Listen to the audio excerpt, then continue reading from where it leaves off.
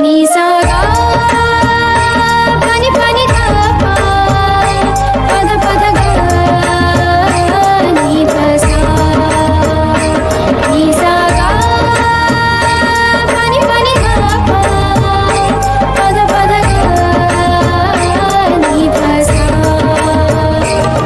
ही गाथा अस्तित्वाची शौर्याची पराक्रमाची ही गाथा अस्तित्वाची शौर्याची पराक्रमाची या मातीमधल्या कणाकणातील मौल्यवान रत्नांची या मातीमधल्या कणाकणातील मौल्यवान रत्नांची कर्तृत्व इथे गगनाला भिडे परिमोल जाणून ठेवू व्यक्तिविशेष नमस्कार विद्यार्थी मित्रांनो, मी आरजे निशा स्पेक्ट्रम अकॅडमी पुरस्कृत रेडिओ MPSC गुरुच्या व्यक्तिविशेष सत्रात तुम्हा सर्वांचे सहर्ष स्वागत करते. श्रोते हो, आपण व्यक्तिविशेष हे सत्र नेहमी ऐकत असतो. त्यामध्ये आपण सामाजिक, कला, विज्ञान, क्रीडा अशा सर्व प्रकारच्या क्षेत्रांमध्ये ज्या व्यक्तींनी त्यांची उल्लेखनीय कामगिरी बजावली आहे व त्यांच्या कामगिरीचा सर्वत्र ठसा उमटवला आहे अशा सर्व थोर आणि महान व्यक्तींची जीवनगाथा आपण व्यक्तिविशेष या सत्रामार्फत जाणून घेत असतो. चला तर मग आजही आपण जाणून घेऊया अशाच एका थोर व्यक्तीची जीवनगाथा, ज्यांचे नाव आहे तैमूर लंग. तैमूर-ए-लंग हा मध्य आशियातील एक अत्यंत प्रभावशाली आणि महत्त्वाकांक्षी व वादग्रस्त आक्रमक शासक होता, ज्याने आपल्या लष्करी कौशल्य, रणनीती आणि निर्दयी कारवायांमुळे 14व्या शतकात एक विशाल साम्राज्य उभारले.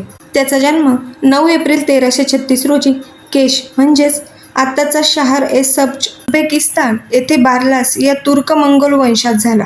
त्याचे वडील अमीर तारघाई हे स्थानिक सरदार होते.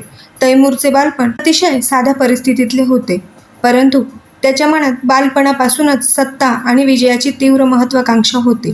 तरुणपणीच त्याने युद्धकौशल्य, घोडेस्वारी आणि नेतृत्व गुण आत्मसात केले. एका लढाईत मात्र त्याच्या पायाला गंभीर इजा झाली आणि हातालाही दुखापत झाली.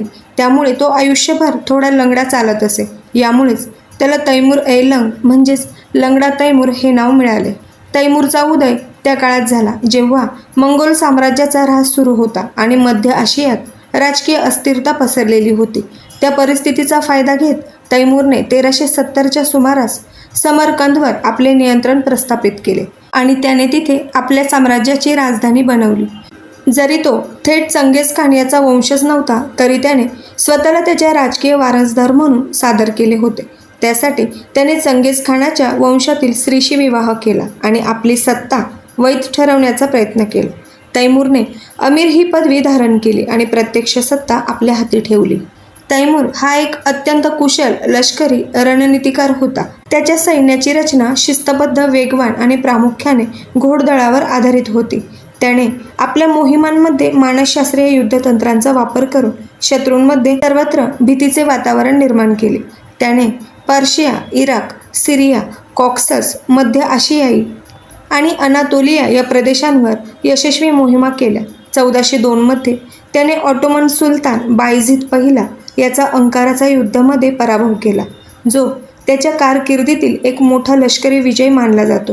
या विजयामुळे ऑटोमन साम्राज्य काही काळासाठी कमकुवत झाले होते. तैमूरचा भारतावरील आक्रमण हा इतिहासातील अत्यंत भीषण प्रसंगांपैकी एक मानला जातो. 1398 मध्ये त्याने भारतावर स्वारी केली.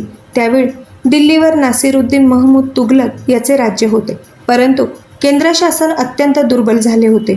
तैमूरने दिल्ली जिंकून शहरात मोठ्या प्रमाणावर लुटमार आणि नरसंहार केला.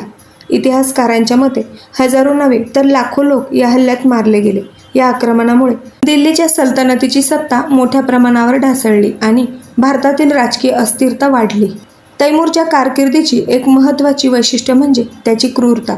जिंकलेल्या शहरांमध्ये त्याने मोठ्या प्रमाणावर हत्याकांड केले, कैद्यांची कत्तल केली आणि अनेक ठिकाणी मानवी कवट्यांचे मनोरे उभे केले.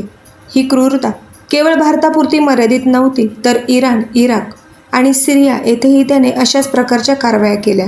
या भीषण कृतींमुळे तो इतिहासात एक निर्दयी आक्रमक म्हणून ओळखला जातो. तथापि दुसऱ्या बाजूला तो कला, वास्तुकला आणि संस्कृतीचा आश्रयदाता देखील होता.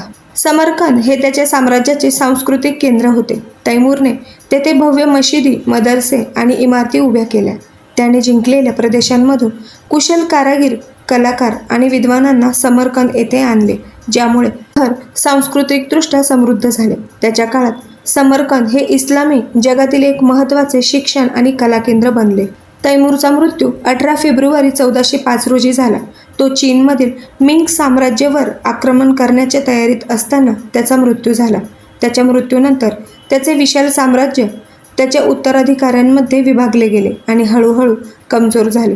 तथापि त्याचा वारसा पुढेही टिकून राहिला. त्याच्या वंशातील बाबर याने 1526 मध्ये भारतात मुघल साम्राज्याची स्थापना केली, ज्यामुळे तैमूरचा प्रभाव भारतीय इतिहासातही दिसून येतो. एकूणच तैमूरलंग हा इतिहासातील एक अत्यंत गुंतागुंतीचा व्यक्तिमत्व होता.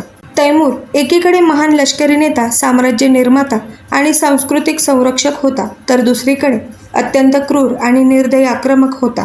त्याच्या कारकिर्दीने मध्य आशियाई, पश्चिम आशियाई आणि भारताच्या इतिहासांवर दीर्घकालीन प्रभाव टाकला. त्यामुळे तैमूरचे व्यक्तिमत्व समजून घेताना त्याच्या यशाबरोबरच त्याच्या क्रूरतेचाही विचार करणे तितकेच आवश्यक आहे.